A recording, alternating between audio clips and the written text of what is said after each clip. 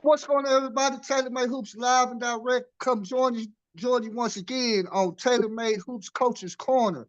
Today, I have a very, very special guest on the show today.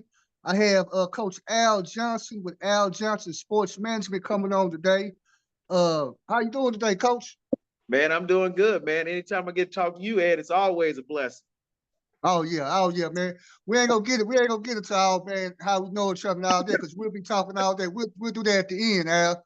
We'll do Yeah. that at the end, man. We'll do that. Hey, by the way we talking and the emotions that we have, people will be able to tell, know that it's real, Al. But hey, man, today, for everybody that's tuning in to TaylorMade Hoops Coach's Corner, the objectives or points of conversation today will be we'll be talking about the sports management business, uh, things college coaches are looking for in the present state of college basketball, NIL, transfer portal. Get Coach Johnson's opinion, the pros and cons on that. So we're gonna start off with the first question, Coach Johnson. Where did you grow up in your athletic and educational journey, Coach?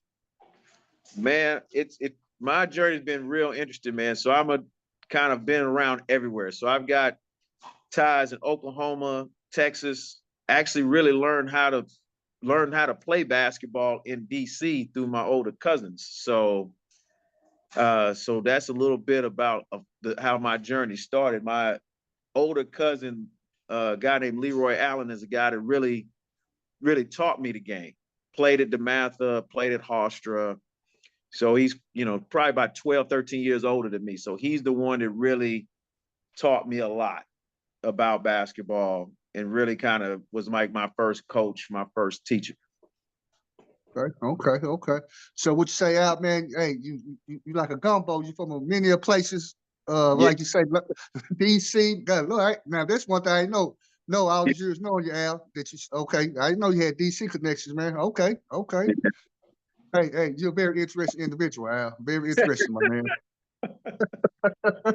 well, well, man, hey, once again, we talked to Coach Al Johnson with Al Johnson Sports Management.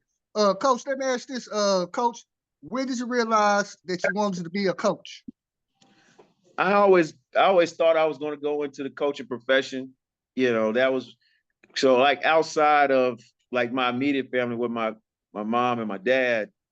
My mom's more of a school teacher, activist, so I didn't really have a whole lot of things to draw me to it. So basketball was really my thing, and I just fell in love with basketball and I always kind of wanted to be a coach.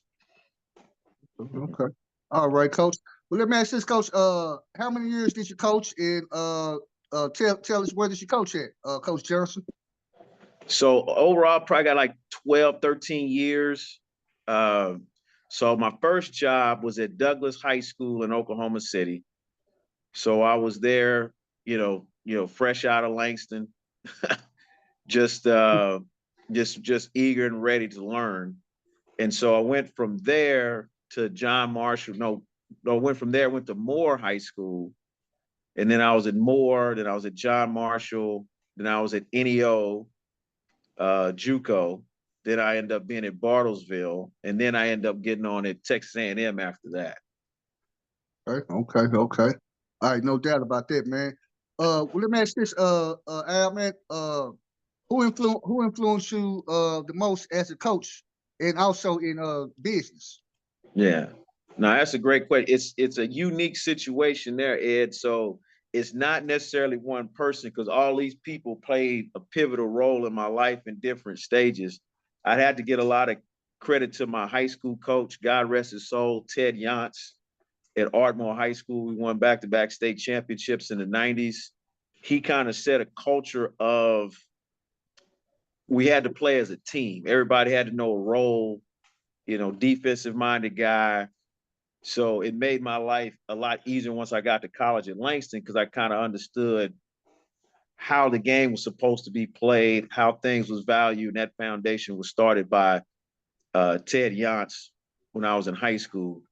And then one other thing from a business side that really got me into college coaching was my mentor, a guy named James Knight, who ran a scouting service in Oklahoma City that kind of took me under his wing. He introduced me to a lot of people. really educated me about the business and took a lot of time with me. Took a lot of time. And I always appreciate him to this day. And then somebody, my cousin Tony, if I'm not with Tony and the Dallas Mustangs, and as you know, Tony's such a visionary, he sees things, how he sees people, how he sees players, you know, love that dude to death, man. Tony's done so much for me. So he's definitely somebody that's influential. And he also gave me a great opportunity in leadership with the Mustangs, also adding to the vision and also allowing me to grow. And then on the other end, I'm always grateful to Billy Gillespie. Billy Gillespie saw some stuff in me that I probably didn't see in myself. He's a great foundation piece of how to build programs, how to coach a certain way, how to recruit a certain way. He's amazing. He's amazing. I learned so much from him during the time that we were together. So those 4 people are probably the most impactful people from coaching and from a business standpoint for me. Oh yeah. I always just knowing throughout the years that you always mention James Knight. You always mention him, man. You always tell me some funny stories, funny stories about him. You know what I'm talking about? Some funny stories. And also, of course, man, it's just funny, man. I guess how when you plant good seeds and you're a good person, man, that people talk about you. I've done, I guess, about since I started back out, maybe 5 interviews. At least 3 of the people I talked to, and I mean, not even trying to mention his name, everybody mentioned Tony Johnson and the Mustangs, man. I mean, when I interviewed Patrick Meade, he talked about him. When I was just interviewed Coach Booker, yeah, he mentioned and said how he owes a lot, to Tony. You just mentioned the man. I mentioned the man. So shout out to him. I always mention him. I see him a lot. Out on the circuit and stuff like that. We all know, hey, like I'm gonna say, he probably gonna beat me up for saying this, crazy as hell, but good people, hard in the right direction, man. Crazy as hell. You gonna say something crazy, you're like, man, what you gonna say, Tony? But hey, man, good guy, man. Like I said, good guy, man. All right, hey, once again on TaylorMade Hoops Coach's Corner, I got Coach Al Johnson on, owner, operator, CEO. Everything for Al Johnson Sports Management. We'll get into that in a few minutes.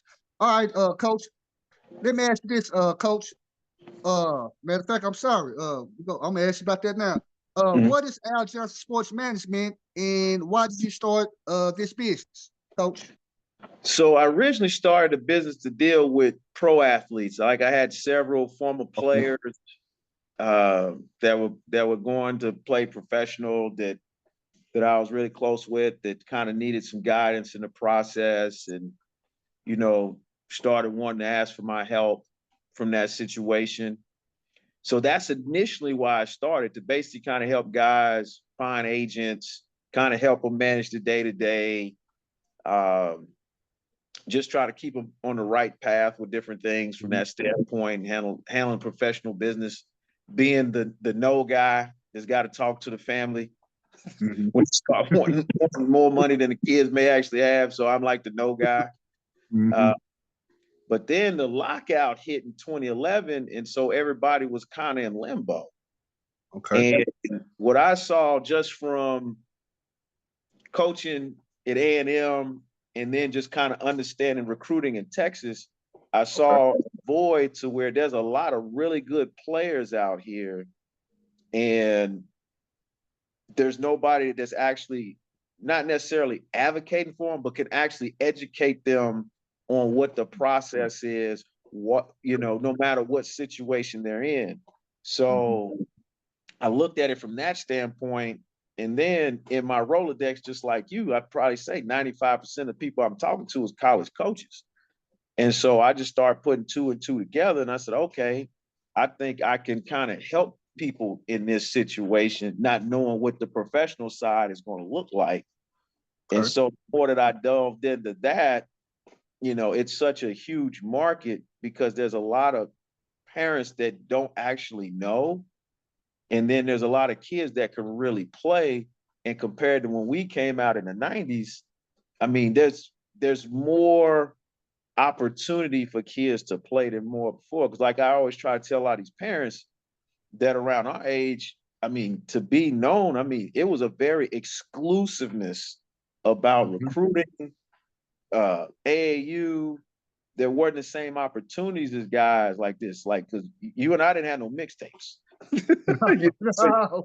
So We that had was we had no internet, man, on social media. Yeah, there you go, yeah, coach. media. And then like there's more colleges now than they were than when we played. So it's a great opportunity now for young men and young women that actually want to go out and play and pursue sports and have an opportunity to get their education paid for. You know, it's a better opportunity now. So I think that's one of the things that I looked at from a grander picture is like if somebody wants to play at any level, there's an opportunity for them to go somewhere and play. Is kind of another way that I looked at it as well. And I'm gonna tell you something, man. I'm glad you started, man, and I'm glad you're able to come on and educate the people, because one of the reasons why I do this is, not just to promote, TaylorMade hoops, but also, to educate the parents, also the players, coaches, administrators, because people don't understand the process, actually. So you right about that, man. Let me ask this, coach. Going to my next question. Why should parents and athletes use a sports management service? What are the benefits, coach? Well, as for speaking for me and what I do Okay. is one of the biggest things that I try to do for each and everybody, because all these kids are coming in at a different level of recruiting, different level of talent, the timing of things, depending on what their age is to get as much information about them first. So I want to know their story. Where are they in the recruiting process? What were you able to do in high school? Or if you're already in college. So with all that general information they give me, I can come up with a strategy to help them find the best options based off of where they are. And also maybe be able to project if certain things line up for them, what some other options could be.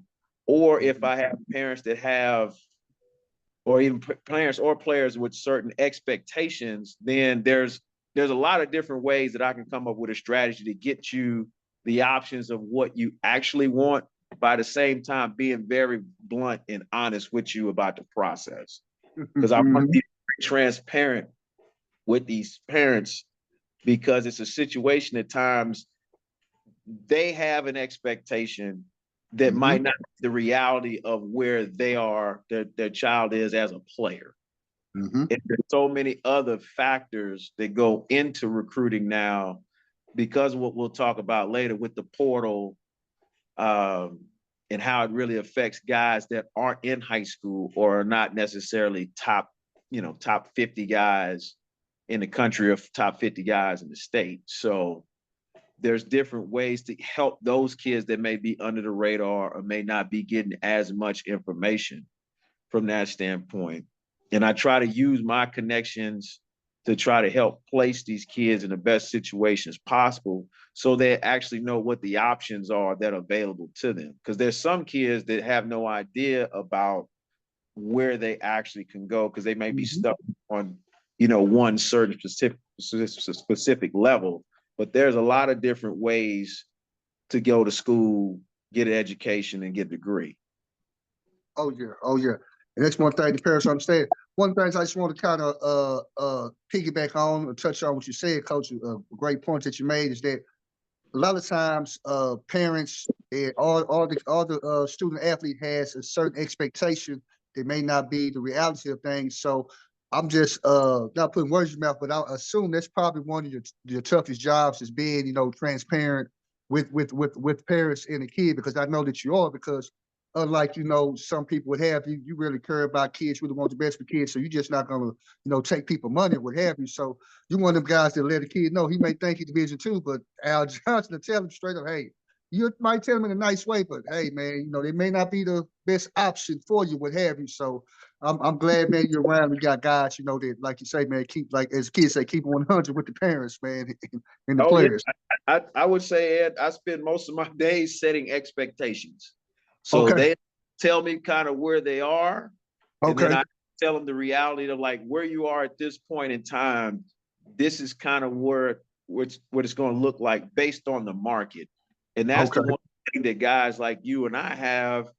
We talk to these coaches. We have relationships with these coaches. We see where the trends are going. So I spend a lot of time keeping up with the trends because, you know, the way the NCAA is doing, what a rule was 2 years ago, they'd already changed it. What the rule was last year, they've already changed it. And so that affects guys that are currently in school. Like if you're already in college, you're going to have a lot of options just based off of how the rules have been changed to benefit you. The high school guys, I mean, it's a little bit different now based off of where they currently are in recruiting and what actually are the realistic options. All right, man. Hey, once again, we on with TaylorMade Hoops Coach's Corner with Coach Al Johnson, Al Johnson Sports Management. Right now, we're talking about what he does and the benefits of the services that he provides. Coach, let me ask you this, Coach. When should parents contact you to start the process? You know, early ninth grade, freshman year. When would you say is a good time? Because I know that it takes time, Coach. So when is a good time to start the process? Normally, I always tell different parents, I'd say the youngest I would even evaluate a lot of kids. You'd have to be a freshman that's either on varsity or a freshman that's on JV. So if you're in ninth grade and you're on that track, that will be the earliest I would say start from that standpoint. But you know me, Ed, I'm getting them, you know, at all times, 10th, 11th, 12th, you know, right before the end of the summer. You know, so You know it. yeah. You get those ones in that panic mode, Coach. Hey, Al, can you work a miracle for me? All right, man. So let me ask this, Al. We're gonna stay on this subject. So, what are some things college coaches look for when evaluating a prospect? I know that you've been in that role, you know, being a Division I assistant coach, and now, like you say, operating your sports management things that have relationship with coaches. What are some things college coaches look for, Coach? Yeah, as you already know, Ed, like everybody has like their own little matrix of how they evaluate guys. But it's a lot of it's the same. So like a lot of the new stuff that a lot of these coaches are looking at is positional size, positional athleticism, you know, from that initial look, like what kind of your advantages are. And then what is it that you do if it's a Division I skill, Division II skill, what is it that you actually do? You know, from that, the stuff that actually could stand out early in an evaluation. And then the things that I like to talk to the players about is, okay, what are some of the intangibles? These are some of the things that you may not think coaches are looking at how they recruiting you, because you could have all that. You can have a positional size, positional athleticism, you know, shoot and score the ball, but they're going to look and see, you know, how's your body language? How do you interact with your teammates? How do you interact with your coach? Because a lot of these guys don't understand with the college coaches, they've got to kind of evaluate you from every little thing that you do, because they really don't have as much time as you would think to get to know you. Even if you think they're recruiting you over a 6 to 12-month period, they're still going to kind of watch what your mannerisms are, because they've got to figure out what separates you from another player. You know, or academically, you know, how do you take care of your grades and stuff like that? So there's a lot of different matrix, but a lot of the stuff is pretty much the same on how everybody looks at guys and looks at talent. No, you're absolutely right, man. Because every coach I've had on, they pretty much like to say, coach, say the same things. You know, toughness. You know, and the most important thing, I'm glad that that people are viewing in, take heed to what you're saying, Coach. Is your body language, what type of teammate you are. You know, because a lot of coaches, you know, talk about culture. You know, we talk about just a lot of, you know, probably what have culture. So, you know, I want to bring in bad seeds or guys, you know, that may influence my players or my team, you know, in a bad way, even if the kid can play, you know. So I always tell them, they want team guys. And that's what that means, a team guy. Yeah. All right, Absolutely. hey, once again, I'm with my main man, Coach Al Johnson, of Al Johnson Sports Management. Hey, Coach, let me ask this, Coach. What are some things that you feel players should be focusing on as far as trying to improve their game on the court that can make them a more recruitable prospect? What are some things you think kids need to be they can work on, Coach? They can improve, them being a more recruitable prospect, things on the court. So I think one thing is once guys figure out what they actually do extremely Okay. well, Okay. is do everything they can to master that skill, Okay. to perfect it and get better and better. Because normally, like when I'm evaluating guys, I'm trying to figure out, okay, what can this kid actually do at whatever level that is? There you And go. what actually show, because that's usually the thing that a coach is going to, hang their hat on. Because a lot of times these coaches, worst case scenario, if we got to put you in 10 minutes a game, what is it that you do? There you go, So, Adam. yeah, that's kind of one of the perspectives on that. And then the other thing is figure out what areas are you deficient in? Like, where do you need to work? And, as you see now at the game, everybody's going to either positionless guys, shooting is such a high thing now. Defense is always going to be a high priority. I always tell these kids, try to be the best defender that you can. Because like I said, if you can do some of these other things, like you do something great and well, but now you throw the defensive aspect on it, coach gonna play you because now you got a chance, like he can put you on the court, you can actually defend and do the other things on the offensive end that you're capable of doing. But I think a lot of times guys got to, whatever their weakness is, just getting better on that. And then another thing that, stuff we really didn't have that a lot of these guys have access to now is any type of speed, agility, explosion training, anytime you can do to develop your body. From that standpoint, learning how to eat right, figure out how to put fuel in your body, educate yourself on the options of how to eat right to fuel your body, not only just to play and gain weight or lose weight, but just, there's just different things that they can do on that part. So it's just so much information out here guys can get and learn now, that we didn't have coming up that could actually help them in their performance. Oh yeah, all those things, man. I totally agree with, man. I totally agree with it. Players definitely need to do those things, man. So let me ask you this, Coach Johnson. What are some things you feel players focus on too much? I think social media is a thing I think they're too concerned about. As far as just trying to put out a lot of content, because a lot of these coaches don't have enough time to watch a lot of the content.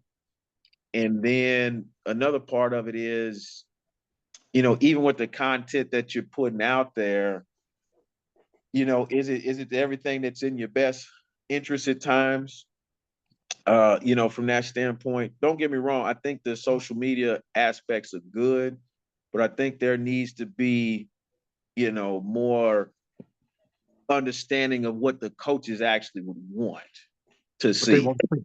There you go, What Coach. to see and like what type is the best content to put on there, for you. I think a lot of things because of shooting, I think a lot of guys are taking it a little bit extreme at times, just from a lot of the high school games that I watch. To where I think some guys are not getting the concept of playing the right way in some aspects of things. And I know they're just indoctrinated with so much stuff now that, how to make it and how to do things, that's another thing that goes into why I think they may think this approach is the best approach. That's why I'm glad it's like guys like you and myself, they can kind of educate them on like some of those things that you can use correctly, but also there's other things that need to be done as well that should take priority. Oh yeah, I totally agree, man. It's one of them things, like you said, you brought up a very, very good point that these kids don't understand. True enough that you're right. Every college coach or they got somebody on the staff that, monitors social media, and that's how, a lot of times they connect with the kids and things like that out, and it's a good thing to have. But the kids have to understand that you brought up the great point. College coaches most of the time only have a certain amount of time to watch that stuff if they do have time to do it, coaching. So, like you say, you want to make sure you put something out there that catches their attention. That's not, really wasting time when they kind of looking, oh man, scroll through, like you just said. So it's not always about what you said. I would say the quantity. It's about the quality Right. of what you're putting on or what Right. have you. I think you said it because a lot of times you said social media, they just doing it too much, whatever. But it's like you say, you don't have to put a whole bunch of content out there. It's the right type of content. So that's a Right. very good point, Coach. All right, hey, once again, TaylorMade Hoops Coach's Corner. I'm on with Coach Al Johnson, Sports Management.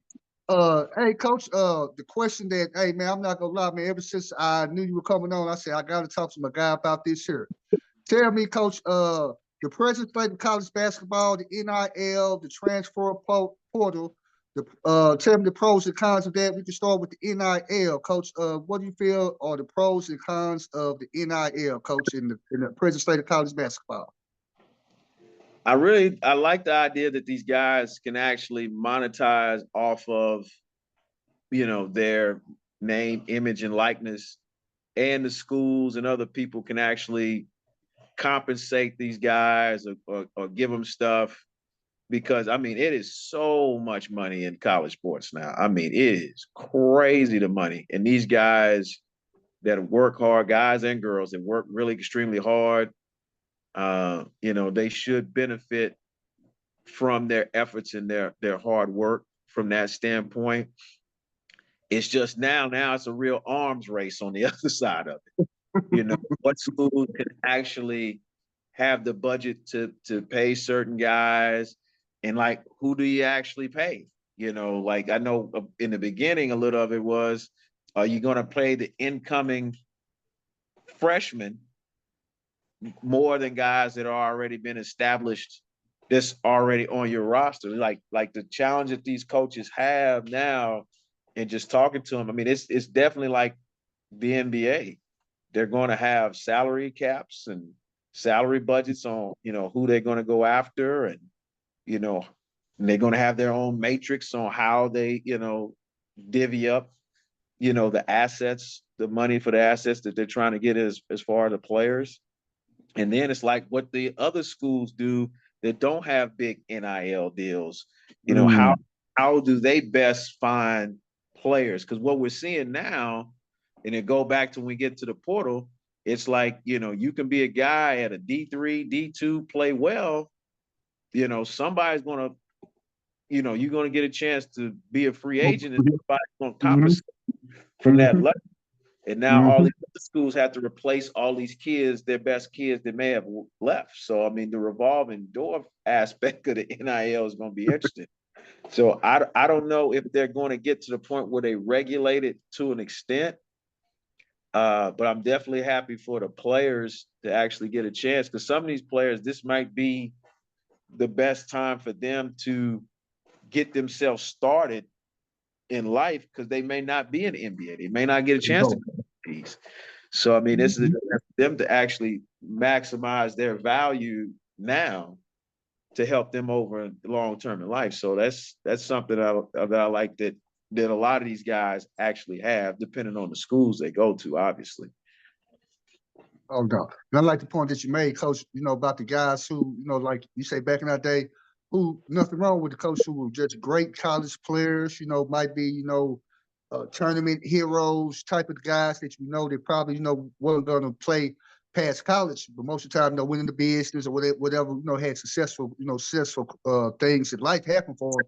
But now, like you say, now I can monetize that while I'm in college. If I'm a very, very good college player or what have you. So that's a very good thing, the good point that you made, Coach. Coach, tell me, we're gonna talk about this, man. You've been trying to make reference to this the whole time we've been talking, Al. Tell me what you feel of the pros and cons of that old transfer portal, Coach. What's your take on that, Coach?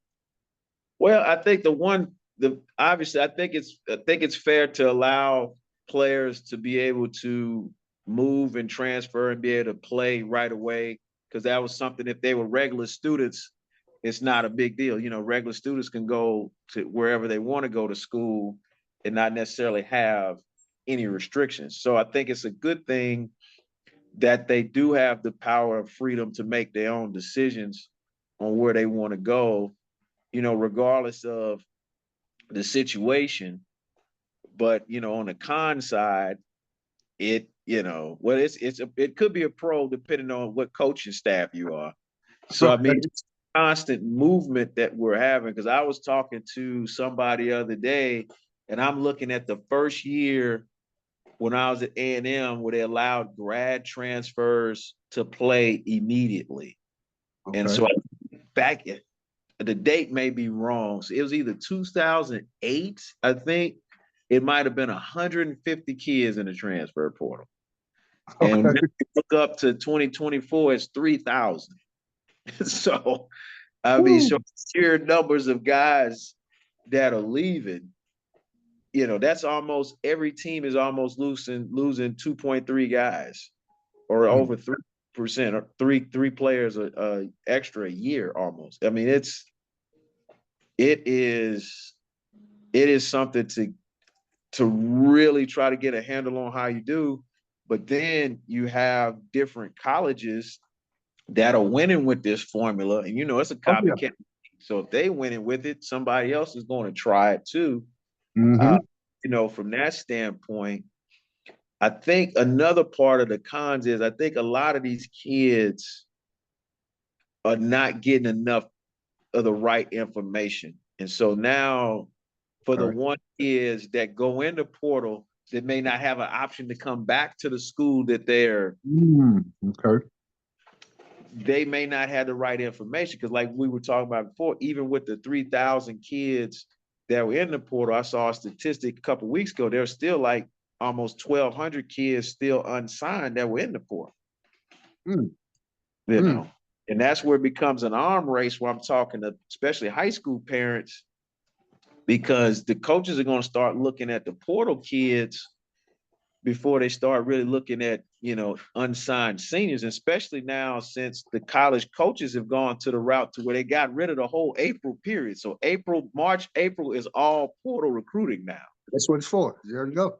That's something new. We ain't had that before. So everything is almost like a test case because of the rules. Because you remember they, you know, a couple years ago, they could get the one-time transfer, one-time transfer, and that was it. Now, if you transfer it again, you got to sit. Somebody took them to court last year. Now they can transfer as many times as they want, don't have to sit. So it's like there's something constantly new in the situation. So like with the college coaches, now it's almost you're on a year-by-year plan with your players. And then the fact that they're going to add 2 more scholarships to this thing. So now they go to 15. How is that going to affect who they bring in, how they do? So it's just a constant trying to get a feel on what direction each kind of coach is going to go through to recruit players now. So, and like I said, all this stuff is really just new. So so it's going to take a couple of recruiting classes for them to finally get everything how they actually want to do it. Is this model a great model, basically having new kids every year? You know, so if you're a Power 4 conference or something like that, you know, what's the best route for the mid-majors to kind of recruit? Because now because most of the stuff for the portal, as you and I know, was about playing time, but now it's all about monetary. Like you get paid. So that's another aspect of it. So now you basically have different feeder programs at every level, guys going up, guys going down. So it's just a unique situation that we're in, that's the new market, that's the new trend. So it's the new normal. So we all have to adapt and figure out for us how to best position these guys, and constantly, like what you and I do, learn as much on what the coaches is thinking, what the market looks like, how the market affects, each level of kids that we're dealing with, so it's, it's been very educational. I can tell you that. I almost feel like I'm back in school because you got to just learn all the different rule changes, and then, talking to these coaches and just trying to get a feel. Hey, what are y'all going to do? What do you see recruiting going from what you guys do? Is this a positive thing from what you guys do, or is it a little bit more negative? Have you had to change your whole philosophy on how you recruit now, how you actually evaluate players? And just trying to get that information, to like what we do to best help people, get into school. Oh yeah, man. You brought us great points. So people understand right now, man, it's like, we're in experimental to trial period. Like you said now, because you said you brought us good points where each year they changed the rule. First, you had the 1 year, you can transfer the one time. Now, you got unlimited transfers or what have you. It's just like you say, just crazy. And what you brought up was a good point also too, Al, is that now the reason why kids are transferring are not the same. It's crazy. And that really, to be honest, that throws the coaches off, to be honest, because you got a kid where before it's about playing time, you may have a kid that's an all-confidence player that's your first or your second option, Al, on your team. And we're looking at it, and this happens even at the high major level sometimes, where you have a kid, we're like, okay, well, you recruit your own kid, but you communicate with him, you feel he's coming back, and then he leaves, and you scratch your head as a coach, like, man, the ball is in his hand. This is his team, but he left because whatever school go offer more money or what have you. So now it's just kind of crazy because as a coach, you really can't get a feel on him. And even if he has some of these, these blue bloods, it's happening at the blue bloods where guys are leaving blue bloods. We're like, man, you never seen a guy leave, XYZ school to go to another school, back in the day, Al. So now it's like, what? Like, hey. They go from blue blood to blue blood. You're right about that. So it's just like, oh, and how you got to keep them. It's just like, I'm more interested on how, when these schools are paying some of these guys what they're paying them, can they still coach them? You know what I mean? Like, can you really still coach some of these kids? And I know a lot of these kids the majority of them are doing it for the right reasons, and you can still coach them. But I know it still has to be some of a challenge. If guys got, almost six-figure deal and 2 cars, and like it's just trying to keep the guys, humble and stuff like that. But I do like where I see with a lot of these guys that are actually the big name guys, and they actually try to help the other players along and help do some things. So I mean, there's a lot of little positive to it, but you Ed, we talked about this before, man. You're dealing with 17, 18, 19, 20-year-old kids, so they just gonna be so up and down just because that's how. Now you get some of these guys that may not have come from money. Okay. Giving them money in college, and I think a lot of these schools are doing a good job of trying to educate these kids and what to do with stuff. But you're still dealing with young people, and they're gonna make some mistakes. They're gonna make some bad decisions. Then they're just gonna do stuff that could be questionable just because everything is just so new now, as far as what the access that they have. And I think overall, a lot of the kids, are handling it well. I haven't heard as many horror stories to this extent, but it's definitely something that, we got to embrace the change of it because it's not going back the other way. No, it's not going back. It's not going back, man.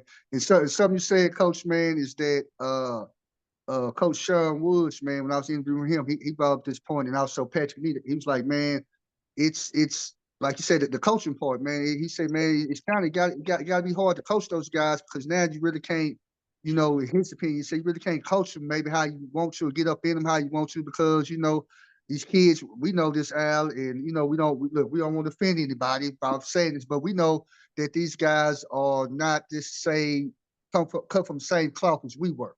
So they may not be able to take what we call as coaching or constructive criticism as well as maybe, you know, the past generations, you know, so we gonna frame it like that. So so like you said, it's kind of hard. What if, you know, you get a tough nosed coach, you know, who, you know, coaches hard or what have you, you know, Al, it's like now his assistant coach kind of pulled him aside, like, hey, coach, man, you know, coach, you can't talk to him like that, coach. You know, he makes six figures, coach. You get what I'm Yeah. saying? And I know these conversations are going on because, you know, Oh, sometimes, yeah. you know, sometimes coaches forget, you know, you coach all the kids and say, hey, you know, and sometimes, you know, the assistant coach might have to pull you to the side, hey, coach, you know, hey, you can't, you know, or what have you. So what you said, that part there always kind of intrigues me, Al. You know, when you have players, you know, that a lot of them making more money than, you know, the assistant coach on your staff, what have you. You know, it's kind of, you know, it's, you know, kind of peculiar situation to say the least, man. Yeah. Say the And least, Al. is where we just saw this been happening too, where they over promising NIL that they don't have. Uh-huh.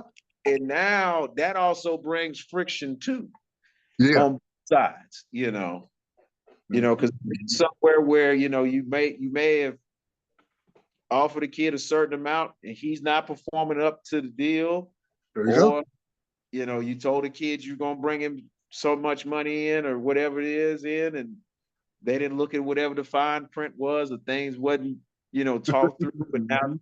a party's not happy about the situation. And, now, that's the other thing too, man. Can you get the noise and not have any issues because of that, and get where the locker room is good about what it is? Okay. It's, Got you. I mean, that's a challenge in itself. And I got a lot of respect for every college coach that got any type of dealing with that stuff with NIL, because that's just a different day and time of what with that, as far as that type of compensation and how you have to handle not only that player, but how does it affect everybody else within the group? Well, yeah, that's a very good point. That's a very good point. How does it affect the coach? You know, there you go, Yeah. Al. Well, once again, TaylorMade Hoops Coach's Corner. I'm speaking to Coach Al Johnson of Al Johnson Sports Management. Man, we have covered numerous topics today.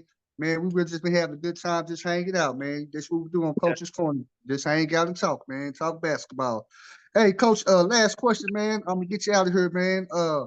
Coach, any other advice in the recruitment process for players, coaches, and parents? Any other things that you might have missed that you might have been thinking of, you know, because I know we've been talking about a lot of things you might want to add. Any other advice?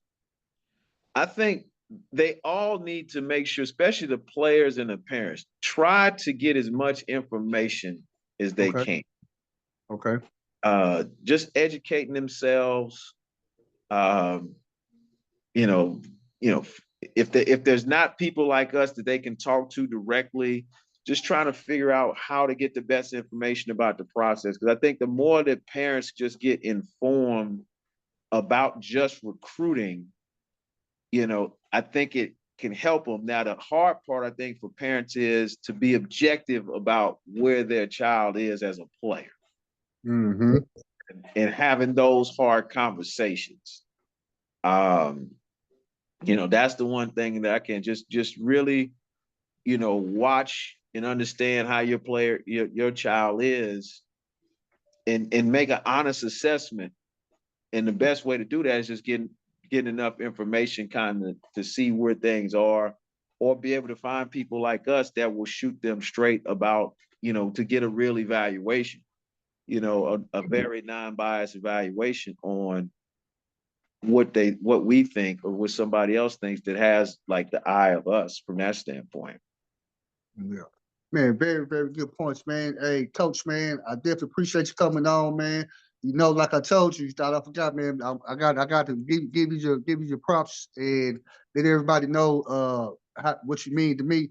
Everybody, man, Coach Al Johnson, man. I've been knowing Coach Johnson, man, since about 2004 when he was coaching down. He probably remember the story. I was coaching at Pinkston High School, and yeah, we had a group. We brought him down there. I was coaching Coach Smith, Nick Smith. We brought him down there for a game or what have you, and end up meeting, like you said, man. You know how I do it. I always try to take advantage of meeting people, relationships. We exchange numbers, and come to find out, We already knew each other, had, been kind of seen each other through passing over the years. And throughout the years, man, over 20 years, man, Al has helped me out a lot. He's one of the reasons why TaylorMade Hoops is around because, I always get advice from him. So he's like a mentor to me. He told me, about the business side, how to start things, what to do. Always educates me, man. Also, too, we coached together. Can't forget that. I was coached together. I was his assistant when he was coaching with the Mustangs. Yeah. What was that? 2011, 12, somewhere in there. I don't, Yeah. somewhere. 11, 12, 13. Mm-hmm. Yeah, somewhere. Yeah, there you go. And another reason why I owe a lot to Al is because I had wanted to get man back to coaching on the collegiate level, man. Just let you know how seriously, man, just how just good of a person Al is, man. Seriously, he'll just help anybody. We just sitting talking one day in practice, man, and just random. I was just talking. I was like, yeah, man, I think I want to get back coaching in college. And so Al, just ears and eyes and just lit up. He was just, because he just was just dudes to help somebody. He's like, he said, hey, you want to get back coaching college? I'm like, yeah. He just, man. She said, hey, man, I got a guy, man, in JUCO, man, just looking for somebody. Happened to be a guy I already interviewed, man, Patrick Nee, Independence Junior College, man. He was looking for somebody, what have you. And because I had the relationship with Al and Patrick had the relationship with Al, with with the Mustangs, what have you, where a lot of players, went there, what have you. It was just like a pretty much a done deal, man. I tell people, man, when folks, man, and people trust the people that together, that a lot of times it's business, man. It's one of the things where you hire for a job before you even talk to the person or even per se interview for the position. I pretty much had the position before I even probably talked to Patrick because you talked to him and told him, hey, Ed's a good guy, whatever sold him to me. So just want to tell people, man, how much Al means to me, man. Just a great guy he is. He still gives me, man, much advice. I can pick up his phone, call him, and hey, he's gonna shoot it to me straight and give me great advice, man. So just wanted to tell you, man, thank you, Al. So the world can know. Appreciate you, man. Appreciate everything, man. You done for me over the years, man. Oh, it's my pleasure, man. It's always a honor and a privilege, man. You my guy now, Ed. Oh yeah, no doubt, man. No doubt, man. Well, Coach, man, hey, I gotta let everybody know that you plug yourself, anything that you got going on, business wise. Let everybody know how they get in contact with you. Any personal business information you want to give out. Go ahead and let everybody know what you got going on. Yeah, you definitely can look me up on aljohnsonsportsmanagement.com and also get with me on Twitter at Al Johnson Sports. To be able to reach out to me, from that situation to get information. Because the biggest thing, Ed, I want to be able to give parents information, even if you don't go with me. Please give you a lot of information that you can use that situation. Because I'm still, at the end of the day, I'm still about trying to help people, help these kids get in school. So, and the information that I can give you will be helpful no matter what you decide. It'll help you be able to make the best informed decision. Because when if you ever talk to me on the phone, you'll get a lot of information about this recruiting process. Oh yeah. We give up. I tell people all the time. My wife gets mad at me about that because people call. She say, "Baby, you're giving up the game. You can't give out information for free. It's games to be sold, not to be told." I told her, "Baby, I said it's all good because, like you say, we know things that we can share. That how they go. But thing about it is, like you said, I just like to give information, and it's fun you say that, Alex, because I tell people that, man. I think that's why people go with us and trust us, what have you, because they know we're genuine. I tell people, hey, whether or not you go with me or not, I'm gonna tell you this, that, or that. What you just said, X, Y, and Z. Regardless if you go with me, a lot of times, we know that we're confident in the services that we provide to people we know what have you. Like say, that I know most of the time that I tell people, hey, go shop around, check with this person, that person, what have you, and hey, here's my number, keep my number, and 9 times out of 10, they end up calling back like, hey, yeah, Coach, man. So I tell people that all the time, man. Hey, Al, man, I appreciate you, man. I know I see you along during the season about to start, man. So I know I see you at some games, man. Absolutely. Most definitely, man. Most definitely, man. You know how we do it, man. Like you say, man, I appreciate everything. I really do, man. Appreciate you, man. No, thank you for the time, man. I appreciate it. No doubt, man. Hey, but I got to ask this, man. Who interviewed today? Who interviewed and had a chance to talk with you today, Coach? Go ahead and let everybody know, man. You're talking about Ed Taylor? TaylorMade TaylorMade. hoop. Yes, TaylorMade hoop. sir. I appreciate you, Al. I right. appreciate you, man. Hey, appreciate you. Hey, you have a good one, man. You too, man. Take it easy. Oh, all right. I'll be hollering at you next week sometime. You know how we do it. Yeah. All right, man.